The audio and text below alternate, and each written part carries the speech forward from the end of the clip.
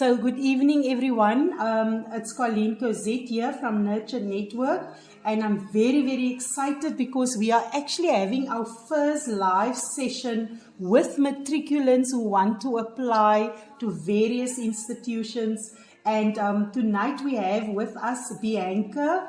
Welcome, Bianca. So you see this little button here. If you click that button, then that is when you can speak. And that button will then put off your camera. So you can then mute yourself and you switch yourself on. And if you have a question, you can literally just switch on and you can ask anytime.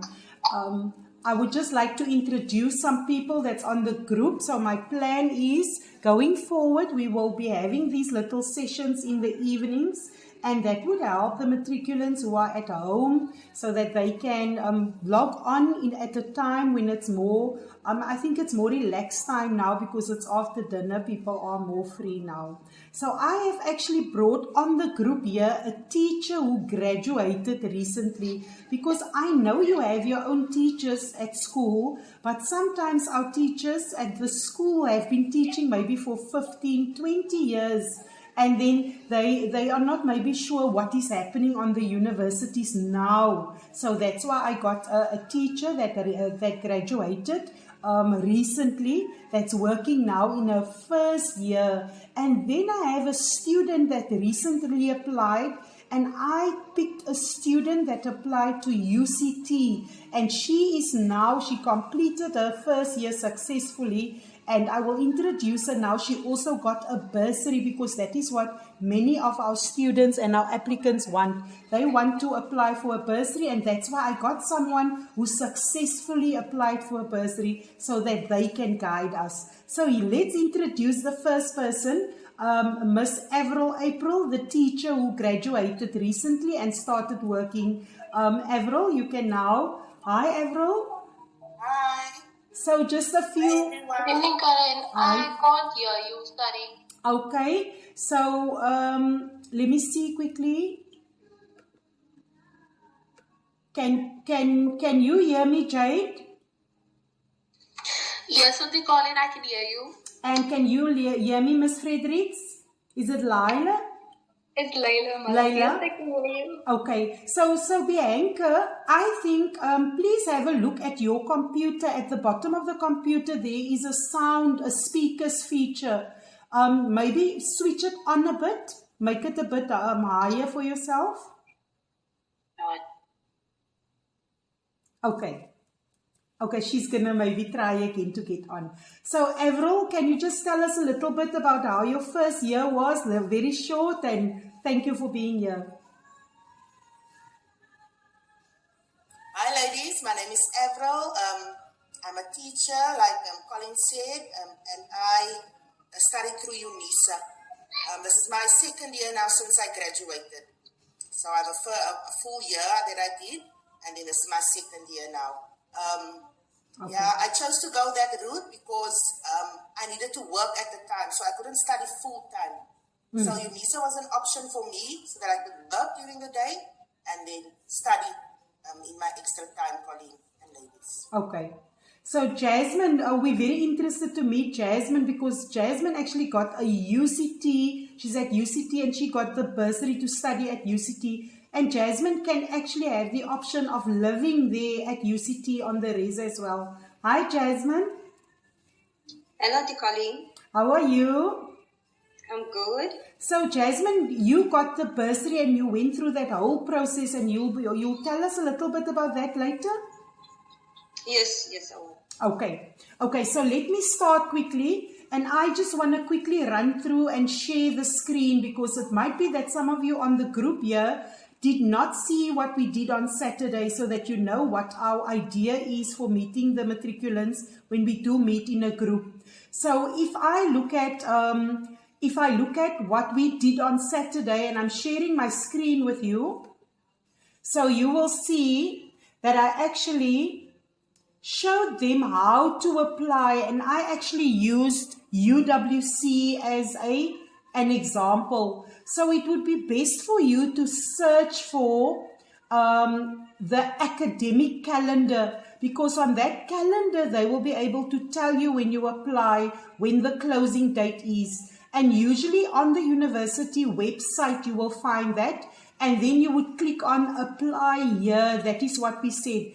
Now, where the students struggle, they don't know where to go from there. So we would then have new application, because you need to create your profile and upload your documents. And then that would take you into the system, and then you can maybe finish your application there, or you can do it and then get out of the system again. That means when you go into the system the next time, you can then edit that application, so you can do it, because sometimes we don't have that option of going in, and then sometimes you don't have the option of you don't have the documents ready, and that's why students are kicked out, and then they think they registered, but then they didn't apply properly.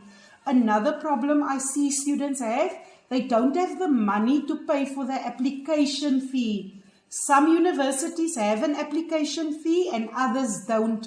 So my advice to you is, when you do apply, make sure you apply for more than one place. So can I ask quickly, Layla, where did you apply to? Did you apply already, or are you still planning to apply? Yes, Miss, I am still planning. I'm getting my document at the moment.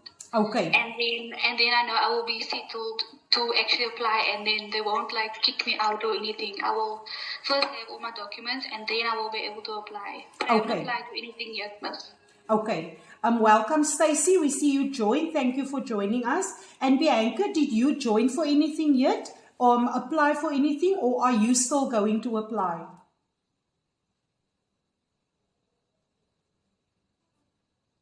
Okay, Bianca will respond now to us. And Jade, did you apply for anything, or must you still apply? I applied at UWC and CPUT, both for foundation phase education. All I need to do at UWC is upload my affidavit, and my application is complete. Okay, so you see that it's going to be a process, and you know that your closing dates will more or less be the end of August for the beginning of September. Is that correct? Yes, that's correct. Okay, and Stacy, can you tell us where you are in the process now? Stacy, you must just unmute yourself using the turn on to turn off microphone button. There we go. I mean, like, by what? But to apply for to become a teacher, have you applied already? Yes. Okay, and at which institution? Stellenbosch, Rosebank College and UWC. Okay, so you were the one, and you informed me already. And then did you upload all your documents as well? Yes. Okay, so I would say Stacy is an example of somebody that is not putting all her eggs in one basket. She's making sure that she's applying at various places. In that way, one of them will respond. And I actually asked Stacy to share with me the Rosebank details, and then we had a look at the fees and how expensive it is there, but she is planning to apply for a bursary. Therefore, we're going to ask Jasmine quickly. Jasmine, can you quickly tell us how you managed to apply successfully for your bursary and how it works? Firstly, you're gonna have to register. Is that in NSFAS? You just need to give your, yes, at NSFAS. Okay. You need to say at like which institution you're gonna study at, and then you're gonna show if you submitted your documents, like applied online already to them. Yeah. And then you need to have your ID, copy of your ID, copy of whoever's living with you, and you will mostly get the NSFAS if somebody in the house has SASA. So then you're going to have to give a copy of that as well, that they do get the SASA grant. Okay. Yeah, that is just mainly. And everyone in your household must have below 350,000 a year, must earn below that. Okay. Okay, so I actually made a note now of what Jasmine said because I want to share with others what she had to submit. And for me, it was actually lucky that I actually worked. When it was registration, that time when I was still lecturing, I had to help at the registration and the bursary office. So I was helping with those lines there. First things first, please, when you're applying, you need to make sure that when you are putting your documents online that you have certified it close to that date that you are applying. You need to remember that when it gets to the next year, your documents might be outdated. So if you're going to do it now in August, then have the date stamped as at August. So have your ID there, your proof of address. Then you need to have an affidavit to say who is all in your house. For example, we have 5 people or 6 people in the household. It's my grandmother, my mother, my father. And you need to remember, once you put that person's ID in, if you're going to put my ID in, the system will naturally kick out, but it cannot be true because Colleen is working for a government department. So the system will pick that up. And that is how people get kicked out for putting in ID numbers of the people and then portraying that the people's salary is below the level. So you need to be truthful in your application. Otherwise, the system is going to pick up because people pay tax. And then if it is that you have a grandmother or someone in the house that is a SASSA applicant or a recipient, you need to have that person's, it's either a copy of their card, both sides, and then you can also have, they get a letter, I think, and you can even have their account details where it shows their money go into the account. You are actually providing evidence and proof.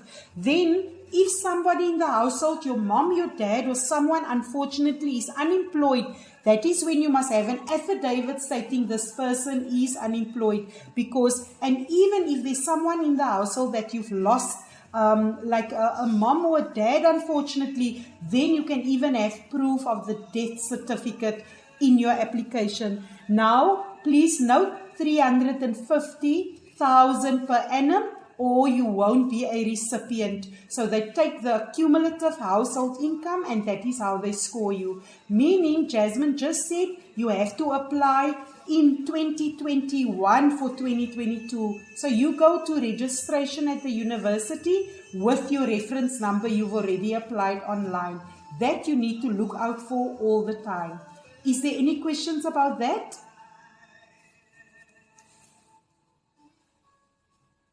Any questions? Laila? Stacy? No questions, Mas, but I have one concerning the part-time. Yeah. Like, do they give bursaries for part-time studies also? So, especially at CPUT. Okay, so I can tell you about UWC because I am, and I'm talking about personal experience. I'm a part-time student and they don't give bursaries for part-time. And because you are paying for yourself, you are not sitting in the class. However, there is other types of bursaries that is not NSFAS that you can apply for, that is available. There's actually a list of bursaries and that you can do once you are in the institution. There is other types of part-time applicants that you can go. There's also an administration services. You can go to the bursary application services and they can assist you there to get to the right. We can also find out for you. Is that okay? Thank you. Pleasure. Yes, thank you. Okay, so we're going to move on and I now want to ask Avril about her experience to apply because Avril used the Unisa route and I actually put a video on our WhatsApp group for the students to show them how I went with a screen recording and I went into Unisa and I went into new application. But I want to ask Avril how she did it because we can learn from each other. Hi, Colleen and girls. That time when I registered, I actually did it over the counter. So I went into Unisa's offices. But I know it's being done online now. So before you can register, you must apply. You must apply to be admitted to the university to study there. So when you do that, then you must have all your documents and you apply for funding and all of that. And then once that is completed and you've been accepted, then you register for the course that you want to study. Okay. So that is how that works. So Avril, life lessons learned. You said that when you started and you applied, actually a glitch happened in your case.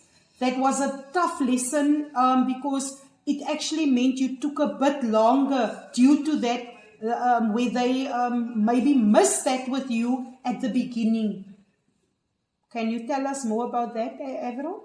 Yeah, when you are studying, it's best to be proactive about what you are doing. Don't trust that the admin people know what they're doing. Yes, they do, but there's certain responsibilities that you as a student have is to keep up with your courses, to make sure that the one course, some courses they call it, they have prerequisites, meaning if you take a special course, then you needed to have taken another course in the previous year to continue with it.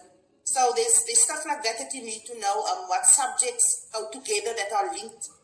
For instance, if you have religious studies and then they say religious studies 1502, then maybe your first year you needed to have religious studies 1501, right? And so that is stuff that you must keep up with. And also time management, and that is now for my option, that's what I learned, a difficult lesson, the time management. Because you are doing a distance learning, you see sometimes maybe you also don't get a bursary. And then, especially when you're younger, then your parents will say, well, then you have to get a job because how are you going to pay for your studies? You understand? So it's also a huge responsibility that you take, but at the end of the day, it's going to pay off. And at the end of my studies, I only realized how to study.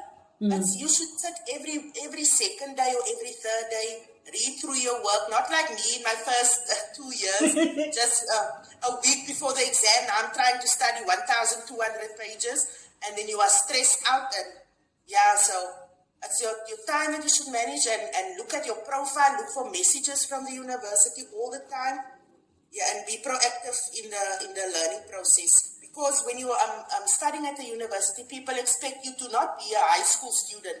They expect you to fend for yourself, to go and do research, to go and ask questions if you don't understand something. So that's just the thing.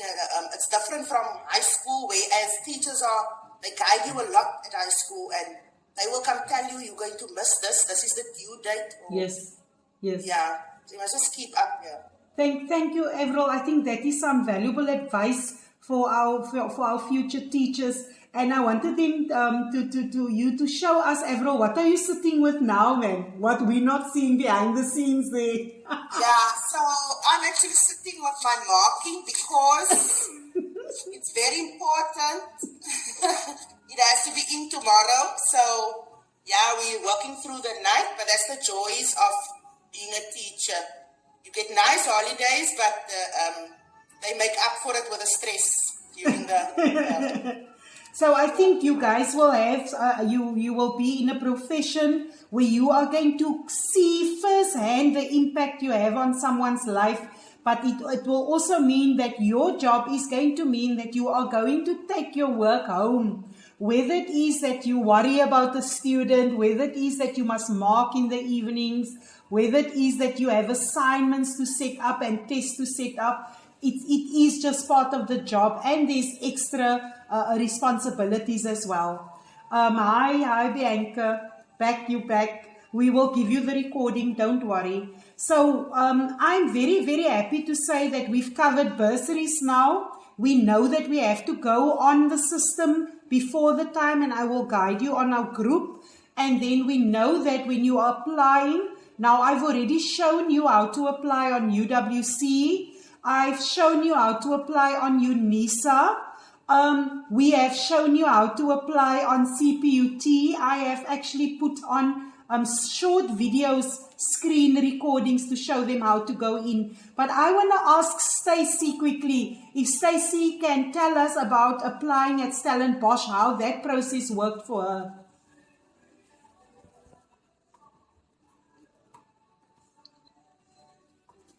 Stacey?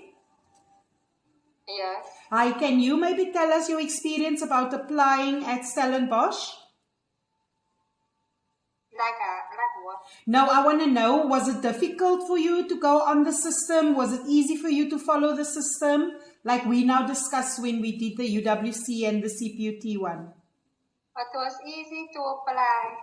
Oh, did you just go on the website? Yep, and then then you must give your email, and you create a profile, and they send you an email. Okay. Application forms, and then you just fill it in and submit it. So is this then half online and half paper-based, so that you must scan it in? No. Oh, it's still you can type it in. Yes. Okay. Thank you, Stacey. So there we have it, and we will go through that as well with you. I see we've been busy now for 20 minutes, and I am now going to just ask if there's any other questions from any of you, and then we will end this session. And if you have any questions, we will continue to support you on our WhatsApp group. Any questions from you, Jade? Auntie Colleen, I have one question. Yes. I am struggling to fill in my affidavit because I don't know what exactly must go on. Okay. On the affidavit before I send it through. What must be put on there? So is the affidavit the one that you are going to go and have it stamped at the police station? And for what purpose is it? Is it to say that someone is unemployed, or is it to say that you're living somewhere? I already have an affidavit here. It was stamped and signed by my pastor, but it wasn't filled in because he asked me to first find out what is needed to be filled in. Okay. I'm using this one for UWC because when it says upload documents, it says your certified copy of your ID, your matric certificate, and then also the affidavit. But I don't know what must go on here. Okay, so your affidavit can state one of a few things. You can state that in your affidavit that I Colleen Cosette, I live at this address. Then you always say your ID number in your affidavit, and you can even say your student reference number in there, because that is everything they want to hear. Now you state what the affidavit is about. Now you can say, my affidavit is to state that I am living at this address. So you keep just one thing, one fact in that affidavit. Or your affidavit can state that currently my parents are, one of my parents are unemployed, my dad, and this is my dad's name. This is his ID number. My dad is currently unemployed. Now you're just stating that fact there. But you always make sure that you have all your details in there and the reference number so that they can check it back. And then remember, sometimes your affidavit is just 4 lines long. That means there's a whole page still open. So what you usually do is you scratch it through like that, almost like a zigzag line, so that or you just cross it out, because what they want to see is that nobody can go and fill in any information after your pastor has stamped it. So what usually should happen is that you write the affidavit right there at the police station. Sorry.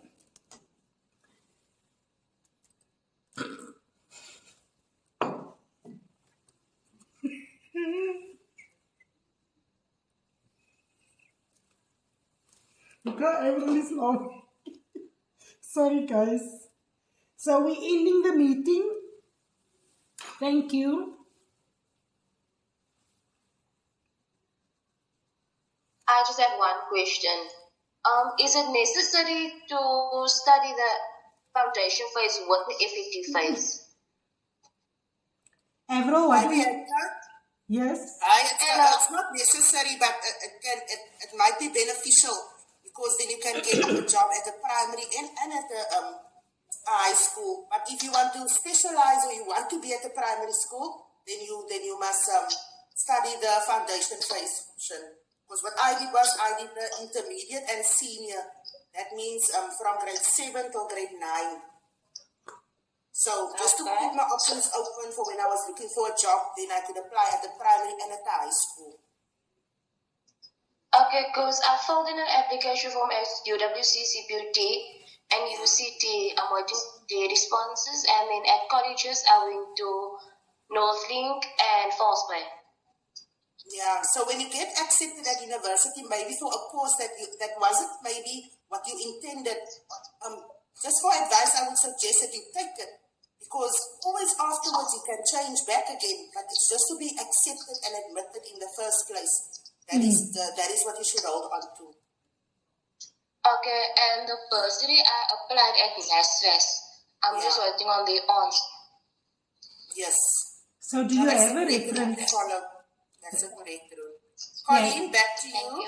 Bianca, do you have a reference number yet for your bursary? No.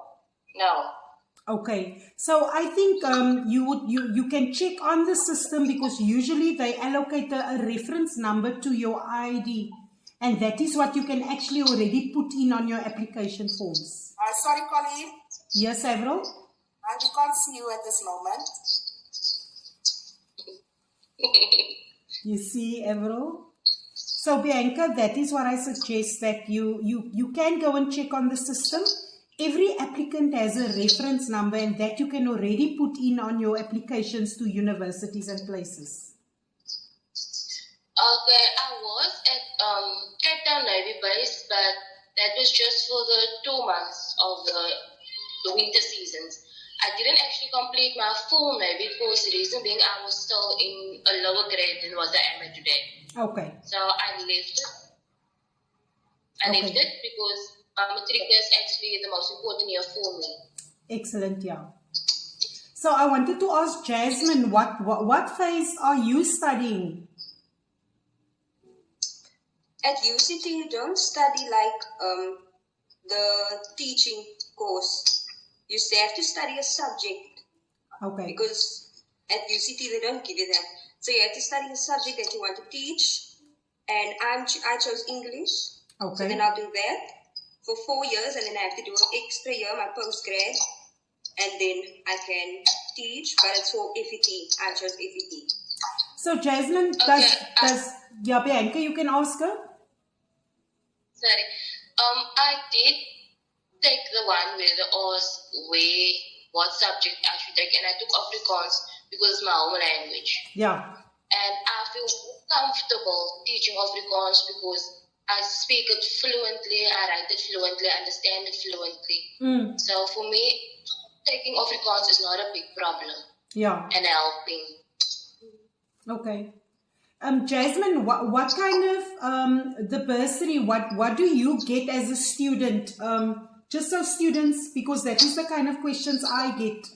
What is it that you get as a student from the bursary? So they pay for my courses. They give me allowance, and if you live on like address on the university, they will pay for your living there as well. And what is that monthly, if I may ask, Jasmine? More or less? Monthly for certain expenses that you're getting, so students know. So if you live at rest, they will pay off that, and for your food that you get there, and then you get a 290 rand. But if you stay at home, you will get 2,250 rand if you stay at home. Okay, but that means you will then have to cover everything for yourself and get there on time if you have to travel in. No, because it includes your traveling allowance if you're at home. I understand. Yeah. So I just want to tell the group of students and the students that's listening online that remember the universities during COVID have closed and that they are working online fully now. And you will learn that they are using learner management systems. For example, some of them, like Northwest University, use Moodle, and UWC use eCanva, and Unisa uses what, Avril? Hi, Colleen, I'm not up to date on what measures they use now. Perhaps next time we can get Starren Lee Moses, as she was studying there during COVID, and she experienced the exams there. Yeah. So maybe in the next session we will include her. Yeah. When we do. So what happens is you're not even going into campus. You're also writing all your exams online, and the lecturer will just give you a date. And then when you open your email, there will be a link. and that link will then release the exam to you, and they will just simply give you from 1 o'clock to 5 o'clock to complete that exam. And as you're completing it, you would go through various questions and sections, and that is how it happens now. Classes are online. They use WhatsApp. They use Google Meet. They use eCanva. There's live classes. They give you announcements. So it's about checking your own email every day, going online, and you're working totally independent. There's nobody that is guiding you face to face unless you contact your lecturer. That is how it has been since last year, because I know lecturers at the university personally. So that is it from me. I would like to thank you for spending this 30 minutes with me, and I hope it was helpful to you. Bianca, any last words from you? Thank you for the motivation. Thank you for the encouragement. Thank you for helping me. I honestly do appreciate it from the bottom of my heart. And all I can just say is that I hope and I pray that everything goes according to the way I've asked God to go. Thank you. That's beautiful. Layla? Hi, Miss. I have one more question, the last one, hopefully, concerning the subjects. Because I'm going to apply for foundation phase, right? I wanted to know, where will I be able to find what subjects to take? So usually with foundation phase, they have the languages, and then they have they will call it literacy, and usually it would go with life skills as well. So they would basically just have 4, and it will all be grouped together. But there are other subjects as well. So we can go and explore that, and I can contact some foundation phase staff members for you, and then they can guide you. Will that help you? Please, Miss. Okay, no problem. Stacey, any last word from you? No, Ma. Okay. Thank you for being here. Thank you for being here, Stacey. And Jade? Thank you, Auntie Pauline, for helping us. We really appreciate the effort that you're putting into us. Like Bianca said, I do hope that everyone gets to where they need to be in life. It's very difficult, but I believe that we will persevere. Thank you. So, Avril, last words from you before we go? Just to the ladies, stay strong and study hard and take your breaks in between and enjoy it while it lasts. Because I wish I would study again or be young and study again. No worries in life, just to focus on your studying. That this is the best time of your lives now. You understand? So just enjoy every minute and look forward to the future and the possibilities. So we end off with Jasmine. Thank you, Auntie Connie, for having me.